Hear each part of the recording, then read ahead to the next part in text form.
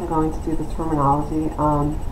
The stimulus preference assessment is a variety of procedures used to determine the stimuli that a student prefers, either a high value or a low value, or high versus low. So the specific reinforcer increases the positive behavior of sitting at his desk and response rate during intense teaching. For example, I had a student who worked for access to the iPad. After a few months, her appropriate behavior was decreasing, so we decided to do a paired stimulus preference assessment, and we used the iPad and fruit snacks. The student chose the fruit snacks, so the behavior of working nicely at her desk increased due to this assessment. The value of reinforcers can change, so it's important to take notice of any changes in behavior with the student. Reinforcer assessment refers to a variety of direct empirical methods for presenting one or more stimuli contingent on a target response and measuring their effectiveness as reinforcers. So presenting numerous reinforcers based on interest and amount of time the student spends with the toy would be considered a highly preferred reinforcer. For example, each morning before starting intense teaching, when I worked with the pre-K kids, we would take data on the items that the student demanded for, and we would use this information to prepare the reinforcers before starting work so that we knew which reinforcer was preferred and motivating. Free operant observation and operant behavior that results in minimal displacement of the participant in time and space.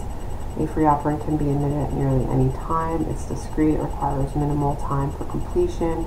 So this pretty much is free access to the items in the play area. For example, setting up the play area, making sure that there's, a few items set up for the student to play with. The difference with this type of assessment is that you are presenting the stimuli to the student. The student is choosing independently, and you get to observe which items the student is playing with and for how long.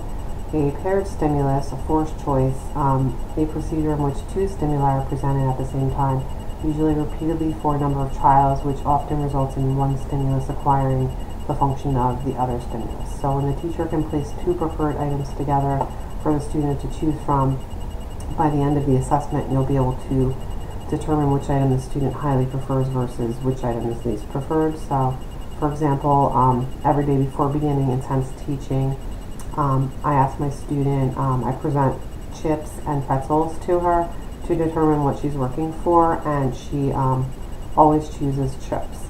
A multiple stimuli with and without replacement. So the order of the child's preference in a short amount of time, for example, presenting a preferred item along with additional items to see if the student can expand on preferred items with or without a replacement. Food items typically are used with this, and we've done this before with my home client.